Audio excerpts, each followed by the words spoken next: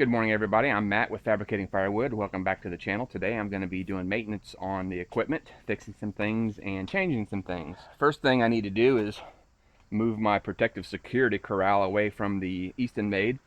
I need to grind the hydraulic tower where I bent it back by getting a log stuck or a round stuck in between the pusher plate and the actual hydraulic tower. It pushed it back and it broke the weld, so I'm going to grind that down and re-weld it. I'm going to go over some do's and don'ts with the Eastonmade to help you prevent making the same mistakes I've made. Don't really need to do anything with the excavator or the tractor, but I do need to disassemble the actual chain and paddle system on the conveyor and then redo it with paddle every 20 or so inches versus every 12 inches. And in doing so, that will give me basically two complete chain and paddle sets. And the reason I'm doing that primarily is because 12 inches is too short, and as the paddle crests the edge of the conveyor, if there is a piece of wood just positioned right, what will happen is that wood will get stuck in between the front paddle that just crested and the one that's trying to crest, and it'll jam it up. Another issue is the 16-inch pieces of wood that I cut rest on top of the two paddles versus being pushed up by the two paddles. And what that does is it gets it too close. Instead of basically guiding it down the side ramps so it's flat and gets taken up, it basically takes it up at an angle and then it hits the hinge point, and I'll point that out a little bit later. So let's get to it.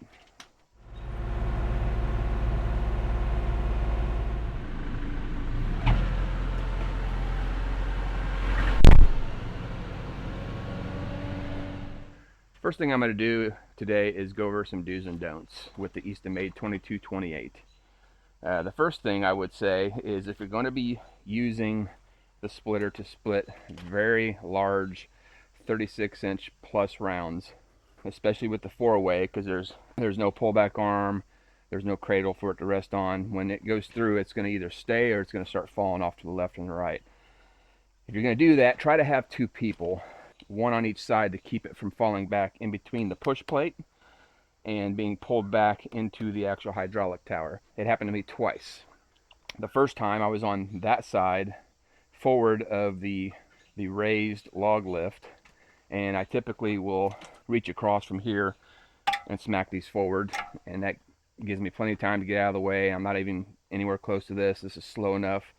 It's not that big of an issue, but the log was so big. I mean, it was about here. I had the log lift up, and I had to walk around, slap these forward, and then jog back around to the other side and hold the log or the round as it was being pushed through. And the problem with splitting old silver maple is that it's crumbly, like a old chocolate chip cookie. You just crumbled it. So I tried originally pushing that through the pizza wedge, box wedge, and it was just crumbling it into pieces. It wasn't giving me any good pieces. So I went ahead and changed that out to the 4-way, and even though it took me like 6 days to get all of the wood that I had piled up for the last couple of years on gravel split, I got 1, 2, 3, 4, 5, 6, 7, 8, 9, 10 and 3/4 face cords out of it. Each one of those cages holds about a face cord. So even though it took me forever, I got some good wood out of it, and it was worth it to me because I put a lot of time and effort in going central Indiana with the truck and the dump trailer to pick up the free wood from Facebook Marketplace. That was back when I had zero wood, before I had any of that oak, and I had that anemic split fire on the back of the tractor. And since the split fire didn't really want to even touch those rounds because they were so big and it just wouldn't do anything to them, even though they were 16 inches deep or less, I still didn't want to throw that away or burn it. So I put in the time and used the 4-way. So basically I ran around, split it, and as I was trying to catch this one from falling over, this one fell back on me and hit the log lift and rested in between the log lift and the corner of the push plate. And before I could reach around or run around and basically stop this one, because this is all basically, you slap those, it goes forward. When it hits the max, that one pops off, and then it starts coming back. I couldn't get to this quick enough to stop it. So it pulled it back in between here and here and bent this probably about 4 inches back and snapped the weld at the bottom. So I was a little upset. I mean, it is what it is. Things happen. I understand that, and I have the means to repair it. But it was just, you know, spend this much money on this thing, and then you damage it like that. So it was an easy fix. What I did was I hooked up the chain to the push plate, kept it away from the cylinder, wrapped it around the hydraulic tower cable, whatever, and just put the RPMs on 1/4 and simply just goosed this a little bit so that it would pull the tower back. Got it back where I wanted to, and then continued splitting. The next day, which was the very last day of me splitting the junk wood, the tree service rounds that I went and picked up, it happened again. I mean, this time it was basically a smaller round, and it's always on the junk wood. It wasn't on the good wood that I'm selling. It was on the junk wood that I'm basically just trying to split into smaller pieces to give away to friends. So it fell in between here and here and pulled it back.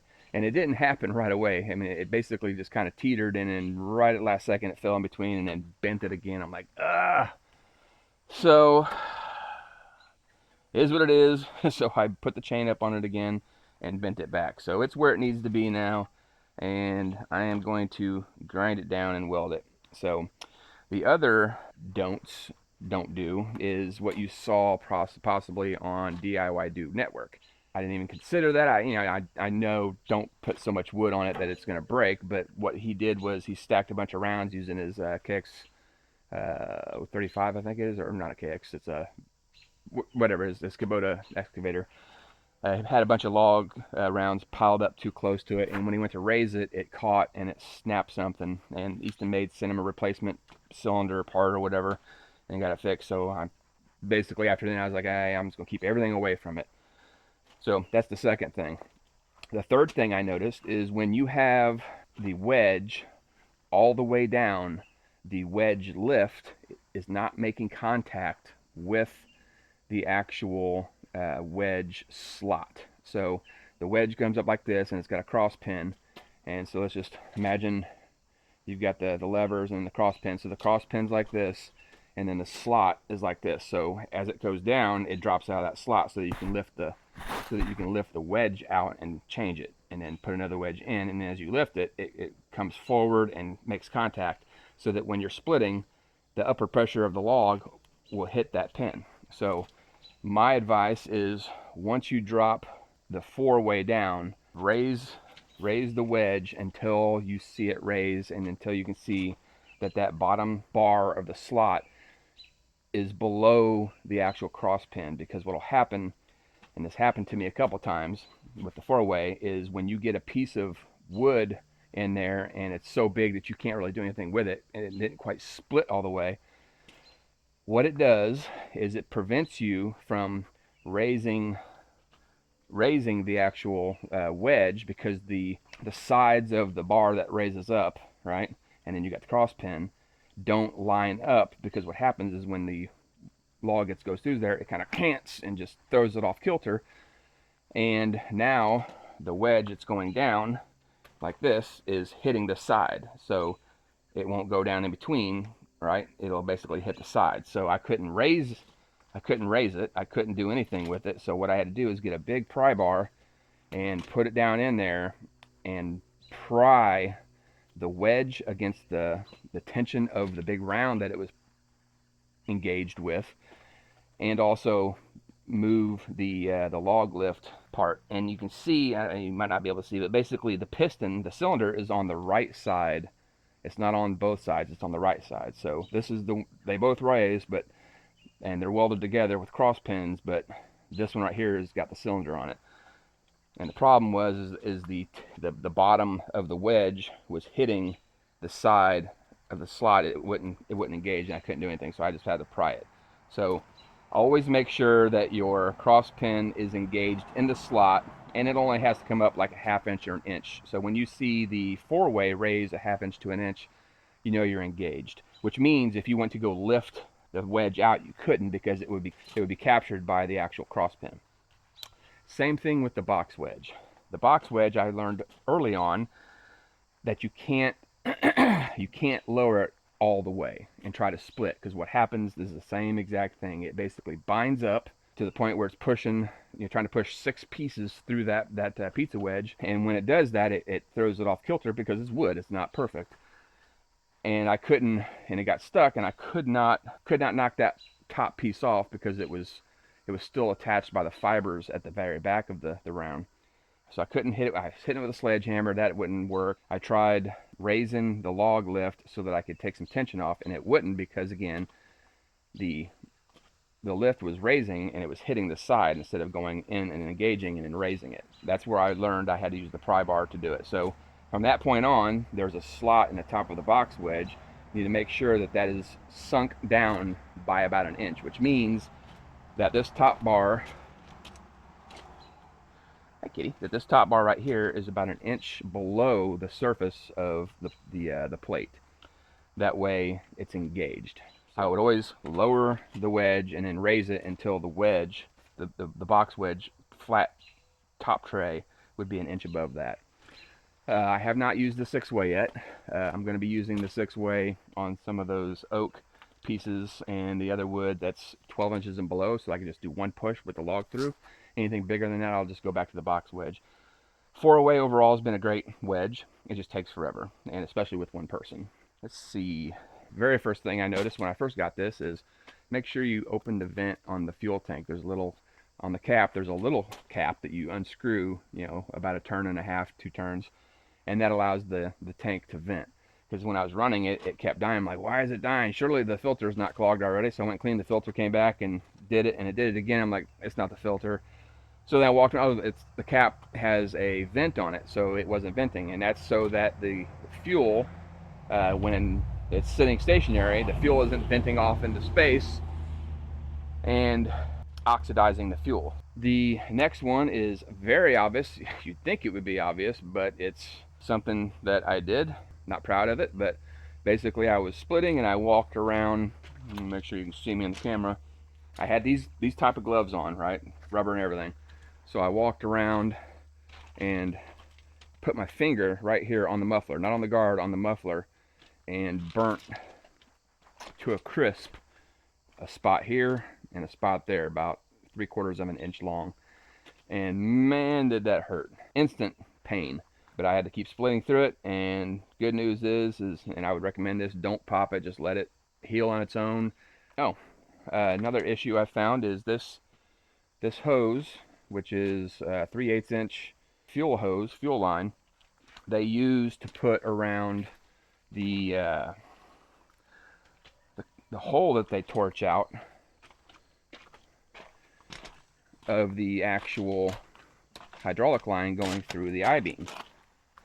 So this is a rough hole, and you can see right here a piece of the hydraulic line is basically, you know, chafed, because this 3/8 inch line is not sufficient to go through that, what appears to be 1/2 inch or 5/8 inch thick steel. So this is not a suitable guard. So I would recommend that Eastonmade get something a little bit bigger, change the design, or put some type of 3D printed or 2-piece flange.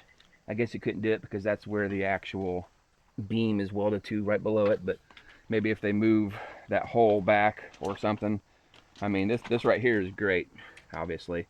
So maybe something like that guides it through versus actually just running it through a hole and using some 3/8 inch hose, which if I did not notice it, if I wasn't down there trying to unstick the wedge and didn't notice that this was basically hanging off halfway through the hole and the line was chafing, then eventually the actual line would break, and then I'd have to buy a new line. It's the line that goes right to the pump. I don't know if this is the in or the out, but that's what it is. I would imagine that's probably the out, because that's where the gauge is. I've been seeing a trend, and It's probably just because we're all lazy or we're just too busy doing other things. But everybody I see that has a 2228 still has their tag attached. I don't know if it's a fashion statement or what, but I just never took it off. And I think I saw it the other day. Everything Elliot, he has his on too. And I don't know how long he's had his, but I've had mine since January and I still haven't taken it off. So maybe it's a fashion statement. One thing I thought of doing ancillary to this, and it cost probably a good chunk of change because you're going to have to get some more Galtech, whatever, how you ever pronounce the valves. And it'd be these two right here. And reline them so that maybe there was something up here higher that a single operator would have better access to basically slap forward or adjust versus leaning across. Because what I have to do, and I'll show you, I mean, you've seen it on the videos of me splitting, and I've gotten quite used to it. It's not that big of a deal, but I'm splitting and I just basically pull those forward, and I can do it now without even looking. I just, find the valves and pull them forward. I can even, come over here and hit that one and pull it back or stop it or do whatever, but I've gotten pretty good at that. Ideally, you want somebody over there to run the valves for you, and then a person loading. That way the person running the valves can also guide the wood and help it, as well as somebody, and this is with the 4-way or the 6-way, but with the box wedge, you really need to be over here because you're the one that's arranging things. So the box wedge isn't that big of a deal, but with the 4-way and running the 4-way, because you're handling large wood that you have to do a lot of pullbacks manually, you really need to be standing here. And if these were higher and maybe further forward or something where you could, slap them down or up or whatever from standing there without having to reach all the way across, that would be great. And I thought about, and I don't know if it's even possible. I mean, it could be possible, I don't know, but basically extending these lines to another set of Galtech valves on another tower that comes up and piggybacks off of this, so that you can operate either set of valves like you would a 2-way switch like in your kitchen. This is the part that I'm talking about. So this slot here, when this is down, it's completely outside of this slot here, and when a log comes through, it pushes it up above this. And when you go to actually raise the blade, this right here, and you can see it's chipped, the powder coating, because it gets caught right here on this corner, because it's basically offset, because the pressure of the log is pushing it, left or right, and it's not allowing it to raise. So always make sure that you have that engaged when you're splitting. You also need to be careful when you're rolling logs around here, because I had one come over here and hit this pin and bend that down. It still works just fine, but that's something I messed up. Okay, now to move on to the conveyor, the do's and don'ts and the problems I found. If you have this conveyor, especially with this new chain and paddle system, over the top of the bed rail of a dump trailer or over a wall in like a crib with mafia blocks, and you don't want to hit everything that it's going to hit, right? You need to be able to have a way to lock this actual conveyor down. And what I did is I hooked some chain around here and then ran it to where those gussets are, and then used a binder. So after I raised it, I actually hooked the chain up and then hooked the binder up, and it kept it from sagging. Worked great, but if you're going to be moving your conveyor around, that's probably not going to be practical. So I would imagine some type of a long pole that would telescope or engage or whatever to hold that, because you have some serious hydraulic bleed down. And what happens is, if you're not paying attention and you're splitting wood and the conveyor's going, this eventually is going to bleed down, and this is going to start thwacking the crap out of everything. Another thing is, if you have friends over to help and these friends don't know the hydraulics, or if you don't use it as often, you need to color code these. So obviously I painted all the paddles orange, and I painted the lever orange, and then I painted the green cylinder, so that if for some reason this thing is doing its merry thing and just going, and I tell somebody, hey, stop the actual lever, and instead of doing that, they come over here and they hit this, and next thing you know, this thing drops and it's just like beating the crap out of your trailer. So I color coded them so that you don't have to worry about telling somebody, hey, go, go stop the conveyor, just go hit the orange valve. Okay, so here's what I'm talking about. So as this conveyor is going up, and the wood's right here, and it's any longer than this probably 14-inch piece, right? It's so let's imagine that this is traveling up and the piece is that long, right? And it's on there. It hits this and just throws the whole belt over here. That's what these are from, because it just chucked it up there out of the way. So to mitigate that, since this is not going to be resting on top of it, what I'm doing is I'm going to remove this link and this link, take this whole section out and replace it with chain, just chain.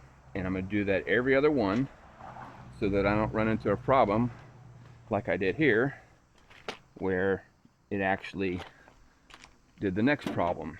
It's going up, and what happens is if this piece of wood falls in between here, and as this one gets right here, the next one comes up and it actually catches and it will snap one of these off. So you need enough distance between these so that this one right here is completely under there, out of the way, tucked away, before this one even crests. And the only way to do that is to have them every 20 inches or so versus every 12 inches or so. Ideally, and this is a retrofit, I know it would cost more money, it would increase the cost, but ideally you would want 2 chains and 2 sprockets outboard. And the reason is, again, because the wood comes up and it actually has the opportunity to snap one of these off because it catches on one side or the other. So it is what it is.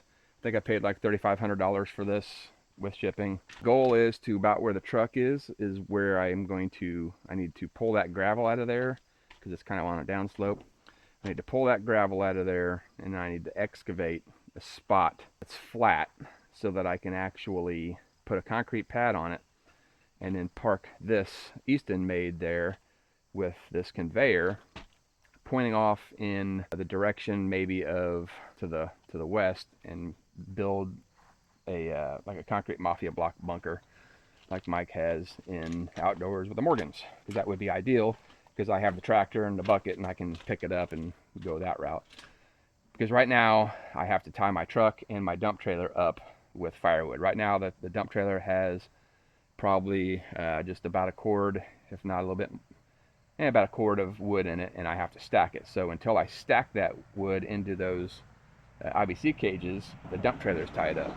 One thing I did, which you can probably see, is the paint mark on the landing gear. I did that so that when I am inside and I'm telling somebody, hey, lower the landing gear to the yellow mark, they can do that without having to have them lower it higher or lower, because there are different options. There's different pinholes, and you just find the one that you like, and then once you find the one that you like, mark it. That way you can tell them, whoever's helping you, hey, lower it to the actual mark. This aluminum tray has taken a beating. I am very impressed with it, because it has pushed rounds against it and bent it down, and it just right back up, no problem. I love this right here. This fits my coffee cup perfectly. It did get stuck, so what I did was I took just a little shopping bag and shoved it down in there. It's a little soggy right now, but I just shoved a little shopping bag in there, and it keeps it from getting suction, so I can't get it out. That's what she said. I am impressed with this overall. This thing drinks fuel like significantly. I've got the nice 5-gallon fuel cans, and fill that up in the beginning of the day, and by the end of the day, full probably 6 or 7 hours of splitting, it's ready to be refueled. So at today's prices of $5.60, I think, a gallon for the REC gas, which is the ethanol free, that's what I'm running in it. It takes about $45 to fill it up per day, if you can get. And the problem with that is, I mean, I can get a full cord of wood done in probably about a day to day and a quarter using the 4-way. It's not very efficient, but again, I had to do what I had to do just to get rid of that wood. but using the box wedge and the 6-way on the appropriately sized 12-inch or below pieces that'll pop, you know, nice 6-inch or six nice pieces off every time it pushes it through, it will not be an issue. It's only been an issue now because I've been labor intensive 4-way wedging it, and it's kind of been of a pain in the ass. These fenders, 1/4 inch, they take a beating. I had a log, a big firewood round, fall on top of it and just bam, smack it and just bounce right off like it wasn't even an issue. Well done. Nice splitter. The next splitter I'm probably going to get is a split fire 4203, I think it is. It's going to be mounted to the excavator, so I can just go up, push the pin, hook the flat faces up, and then that will allow me to get tree service wood again, because until I get something like that, I'm not doing those big rounds anymore. They're just too much of a pain in the butt. You might get a lot of wood out of them, but they're just too much of a pain in the butt. I have yet to split silver maple that is new. Now, if I can find some silver maple that's new and I can put it through the box wedge and it comes out nicely, great. But the wood I had was about 2 years old. It wasn't soggy.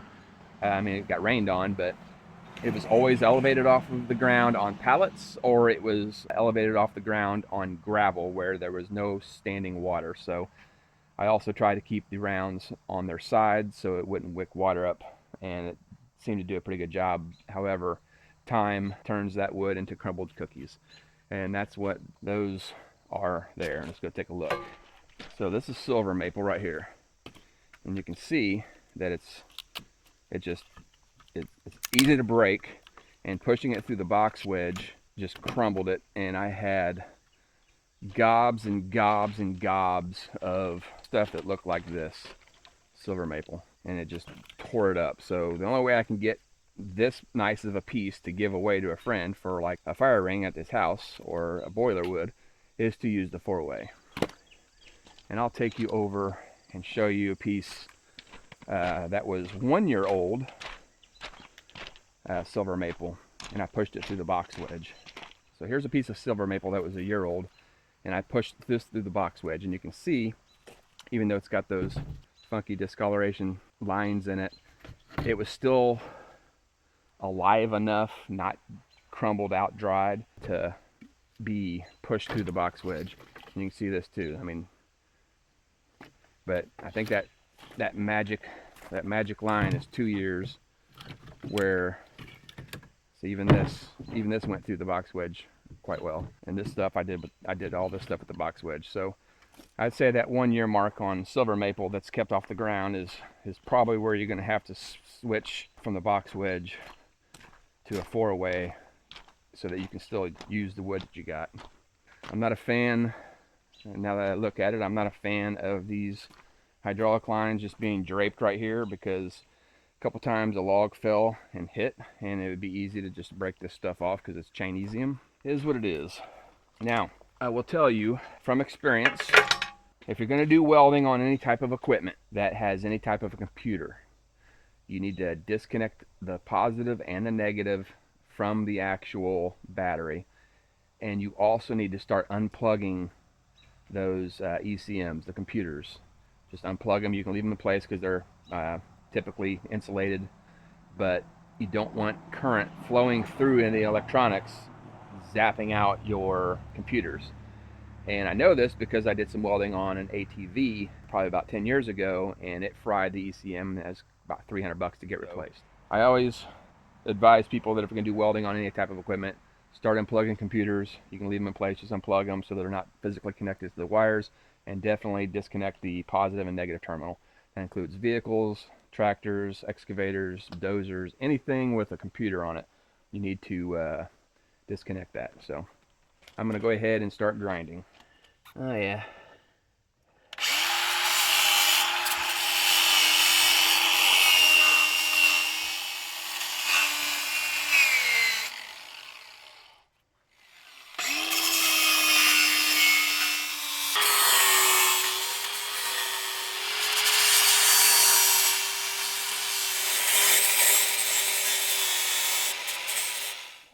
Okay, so this is what I got. I'm confident that the crack did not go any further than my grinding.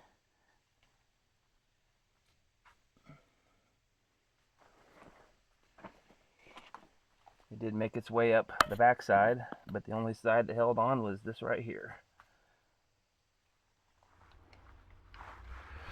I didn't mention it, the humidity is about 80% right now, but it's not that hot. Since I'm welding outside, I want to make sure I have enough gas because there's a little bit of a breeze. I'm going to go to E. Got some new welding gloves from Harbor Freight. We'll see how they do. The one problem I've found with these DJI cameras, that while the magnets are great, they attract a lot of grinding dust.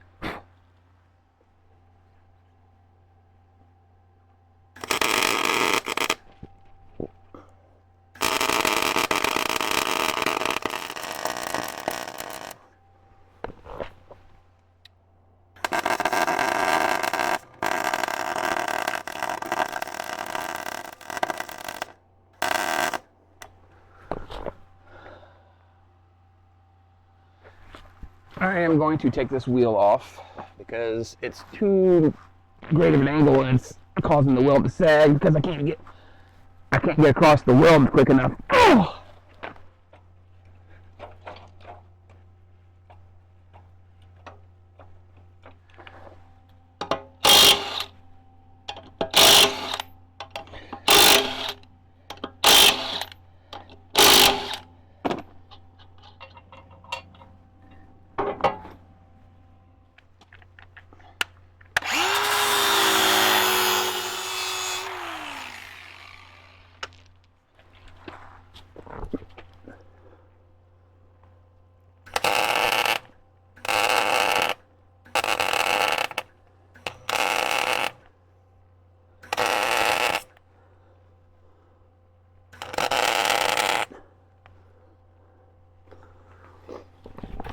Fogging up really bad.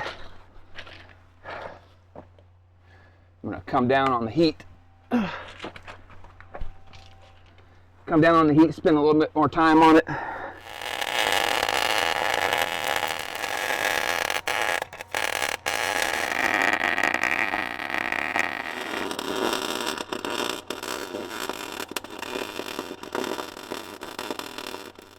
Okay. Fixed.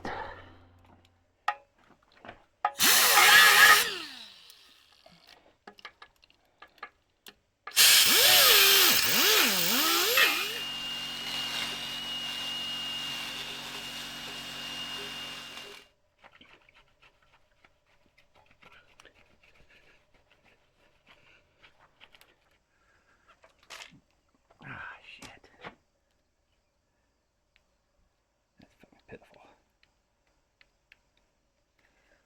Weld was too close.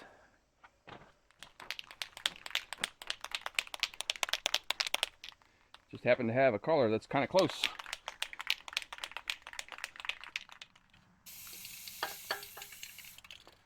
That's going to take about 5 coats. Gloss pumpkin orange. That's some crappy paint right there. If you're on the fence about getting one of these Badland off-road jacks, I would say get it. It is pretty nice. It rolls across these number 2 gravel like a dream. I've always had the floor jack, the concrete floor jack, and I've had to drag it or carry it across the gravel to use it. But I got this earlier this year. This is the second time I used it. The first time I used it was to jack the back of the tractor up, and it jacked all of it up on one side so that I can check the lug nuts on that right wheel, I think it was, because it was kind of loose and it was wallering out. I wanted to jack it up and then tighten them down, but it had no problem lifting it, and it just rolls nicely. So right now what I'm going to do is let that dry, and I'm going to go get some tools so that I can start disassembling the chain, and we'll go from there. I'm pretty sure I can get this done with a pair of needle nose. First thing I need to do is let the slack out.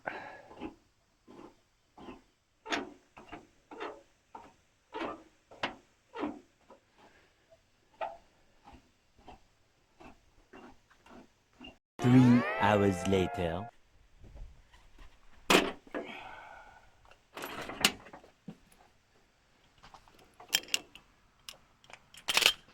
This just so happened to conveniently be where this attachment link was.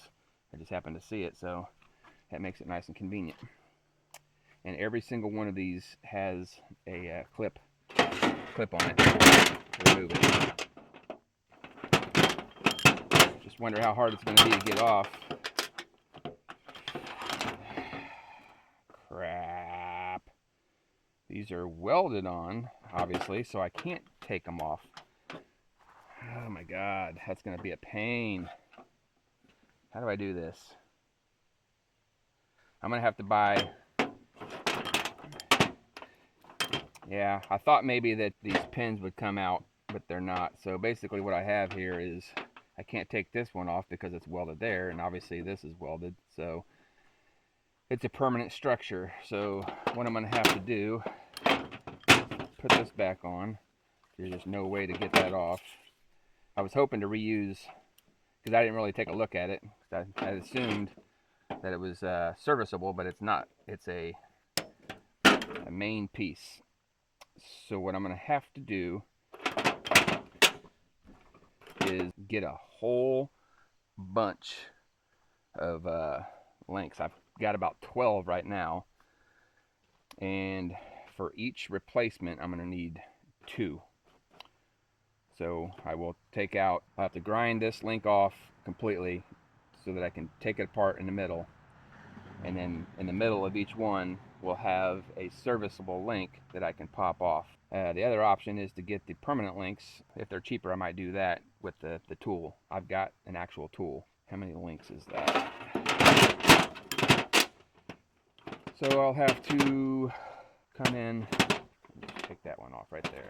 So I'll have to grind that off and replace it with a serviceable link, same here, and then just put a length of chain in there, which I'm going to have to do a whole lot of grinding and a whole lot of cutting to get the chain, the 10-foot chain sections cut down to probably 14 link sections. And when I want to go make another chain, instead of making a whole nother chain, I'm just going to keep them in parts, because I'm not going to buy a whole set of service links, because those are like $7 or $8 for 3 of them. So I'm not going to buy a whole set of links, because the ones that I have on there, if a section breaks, I can just replace that section.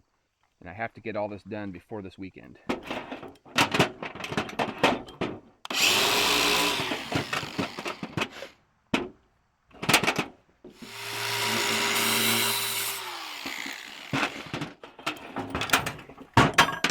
Not getting the proper leverage.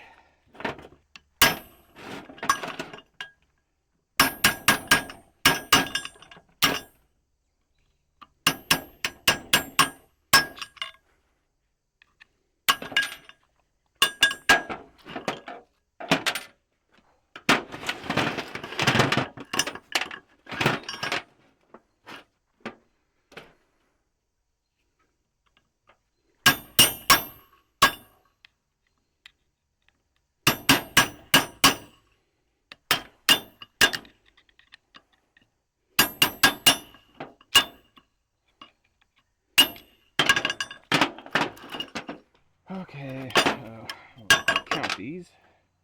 1, 2, 3, 4, 5, 6, 7, 8, 9, 10, 11, 12, 13, 14, 15, 16. 1, 2, 3, 4, 5, 6, 7, 8, 9, 10, 11, 12, 13, 14, 16 rounds.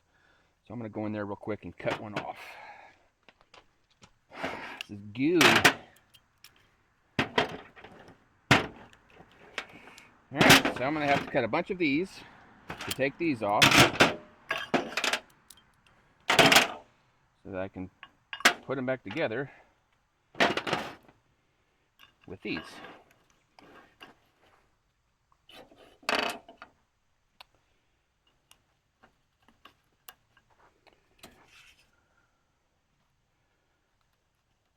Easy enough, just time consuming.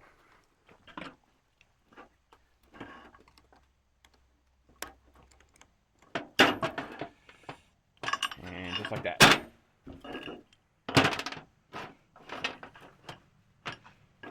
I just realized 24 inches.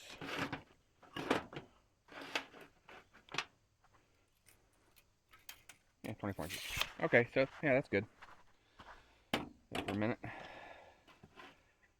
gonna need 2 links per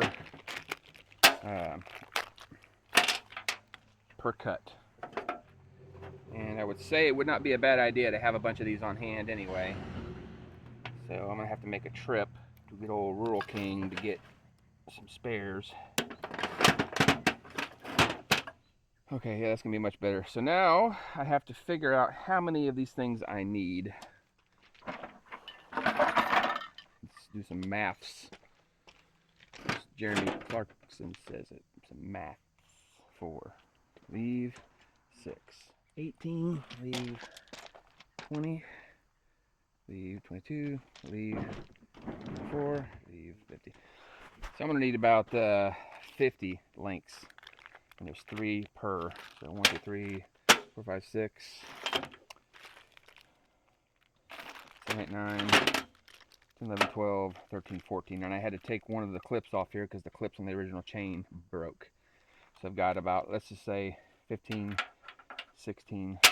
I've got 16, I need 50.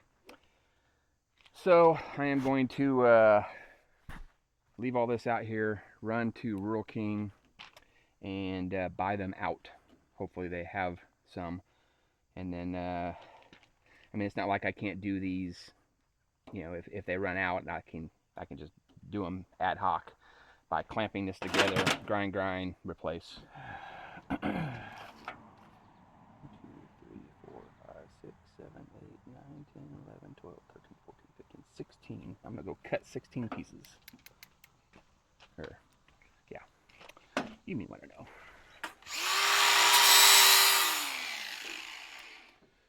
I would imagine that this Japanese-made chain is far superior to the Chinese chain that came with the conveyor. Just seems better too. The Chinese chain is a little rattly. This stuff seems to be more solid.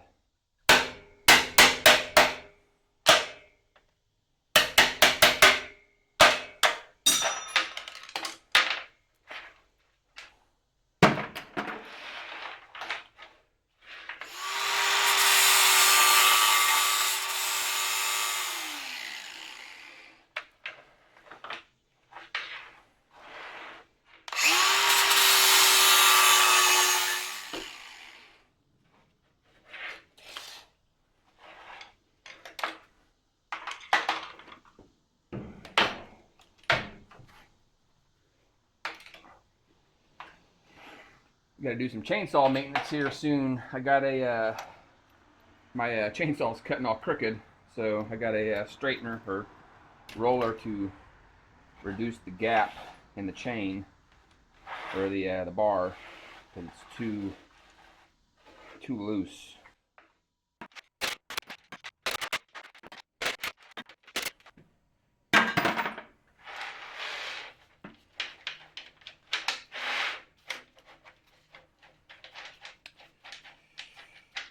Very nice.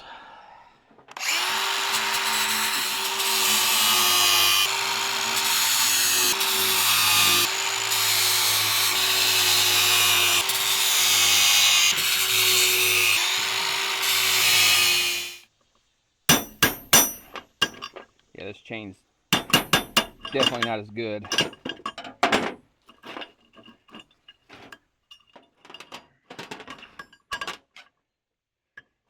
Very wobbly and loose. Comes apart easier.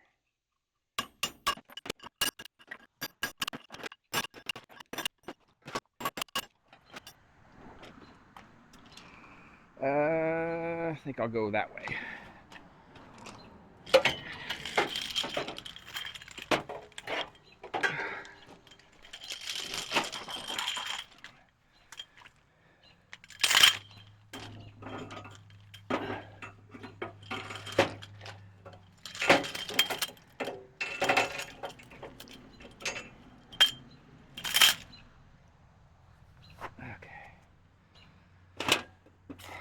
So now I'll put this back together and kind of drape it underneath.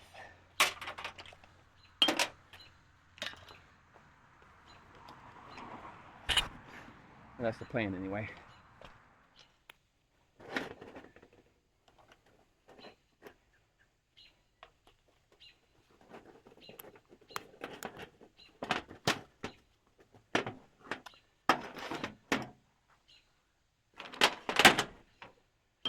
Where did my clip go? Don't tell me I dropped it.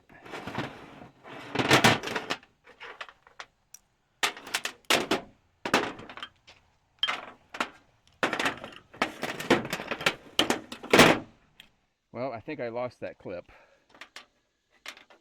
The retaining clip.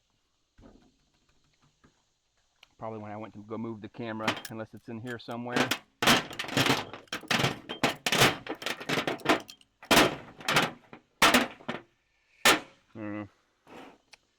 Yep, down one clip.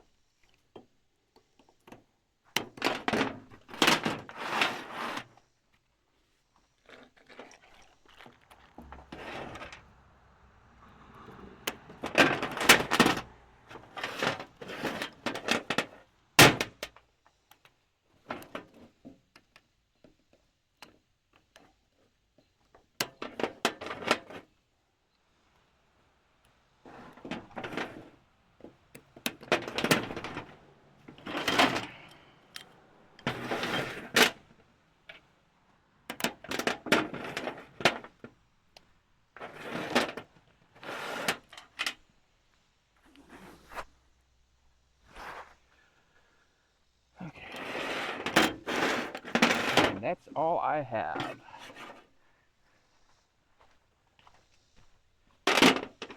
Unless I can find that extra clip that I'm missing.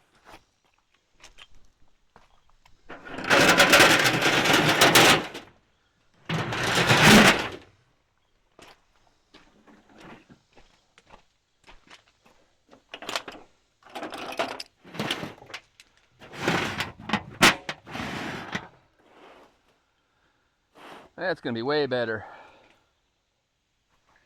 So that's a full length right there, front to rear.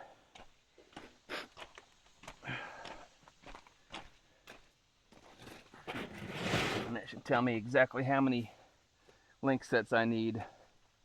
2, 4, 6, 8, 10, 12, 14, 16, 18. So probably another 25, 30. Like I said, having extra on hand is not a bad thing, especially if the chain breaks. I can tell you right now that I did not need to buy 5 full boxes of chain at $50 a piece to accomplish this. Now,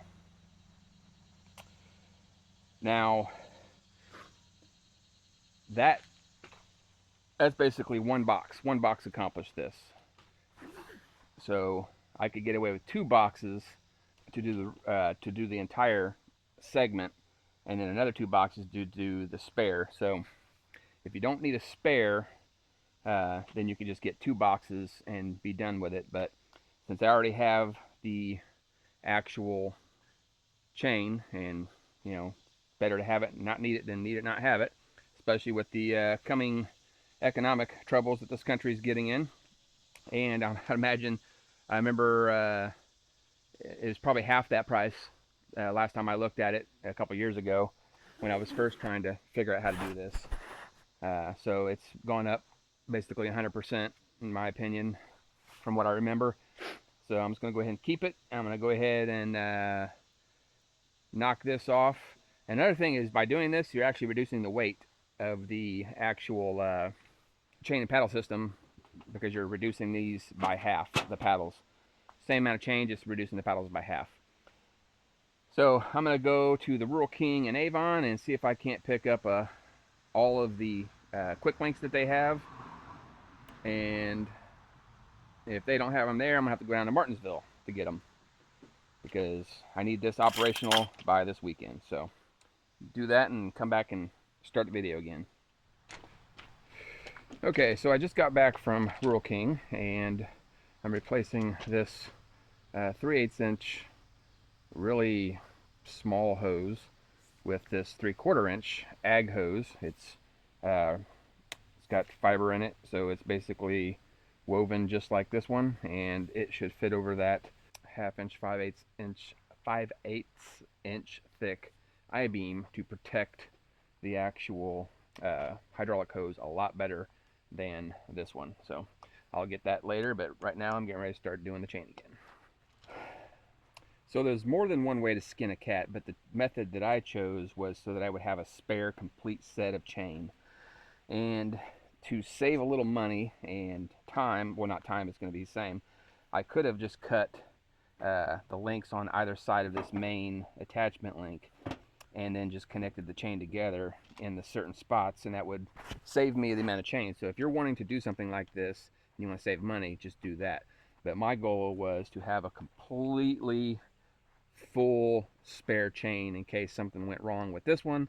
I have plenty of parts, because once these break, I'm going to have to get some attachments and grind them down and weld them on some new tabs again. So I wanted to be able to have everything here ready to go if I needed to fix something, instead of having to wait for the manufacturer of this chain and this conveyor to send me parts. So I'm going to go ahead and slide this off and then put the other chain up there and then start cutting that down to make it into the bottom half of this.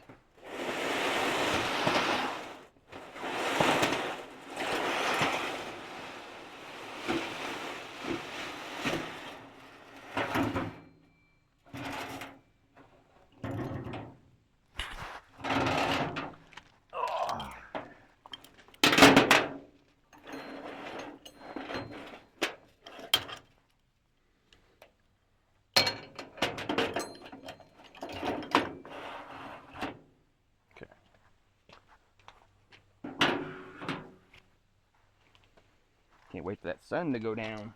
Oh.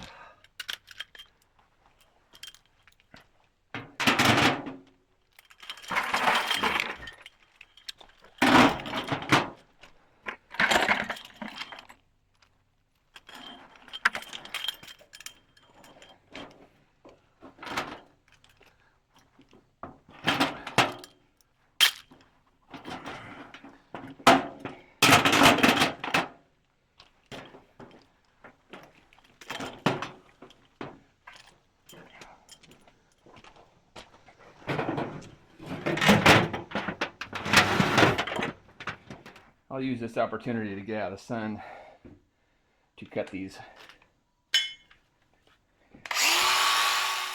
In the shade, it's not too bad.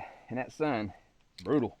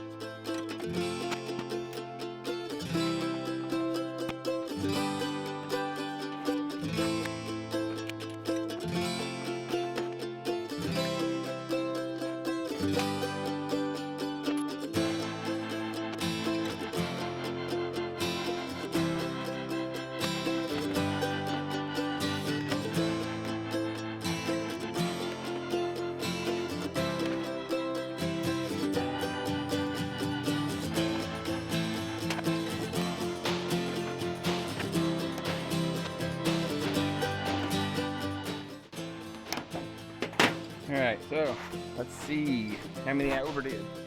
I'll count these and I'll count those and then start putting it on. 1, 2, 3, 4, 5, 6, 18, 19. 1, 2, 14, 15, 19 and 16, so I'm either going to have one too many or yeah, so 19 and 16, so I have 3 extra. I'll go ahead and run it up under it and then over the top and just see where I'm at, see how many I have to remove.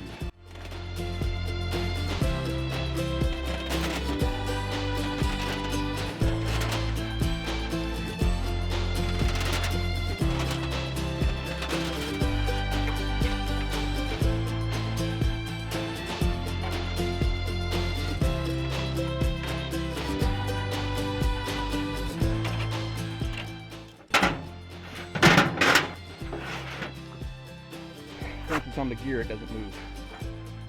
This one, however, spins.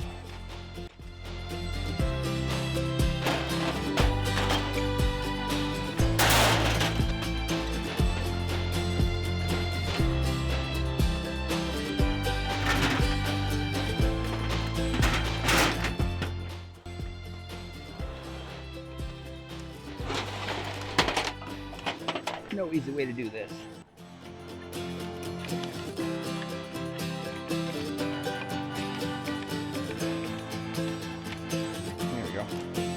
Close enough. So if I recall, it was sagging about that much when I first put it on, and it didn't seem like it was going to tighten up. But as soon as I tightened that up, it drew it in. So I am going to pull this link off right here and just plug it in, and then start tightening it, see what it does.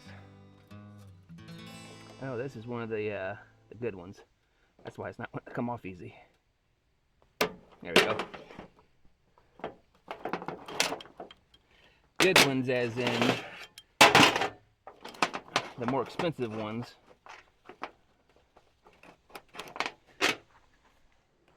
Portland, Tennessee, Dado Chain and Links DID replacement. Japanese. Come with these little clips right here. I don't think that they're as good as these here, which are made by Countryway, product of China. So it seems like the Chinese clips are a little bit better than the Japanese clips, because it just seems beefier. So I don't know, we'll see. Time will tell.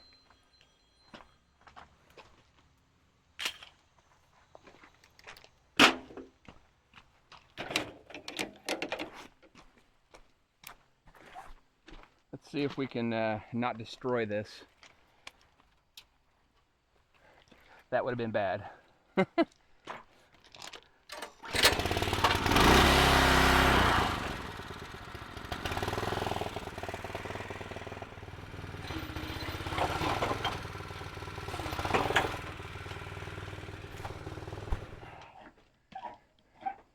Only got about 2.5 inches of adjustment here. And it's going to have to pull it in a whole lot.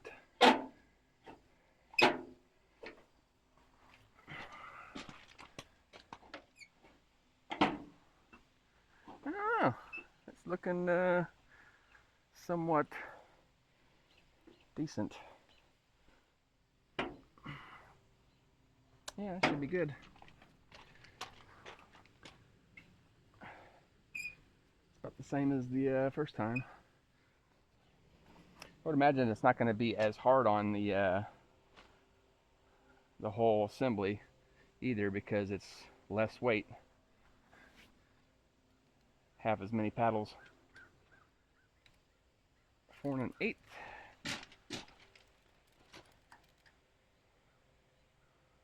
Oh, what am I doing? 4. Now, I do know that you do want a little slack in this, because if it binds up on this hinge up here, it's not going to give, it's just going to snap.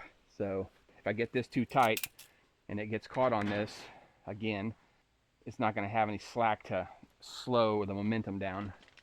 So I'll loosen this one up instead of tightening it.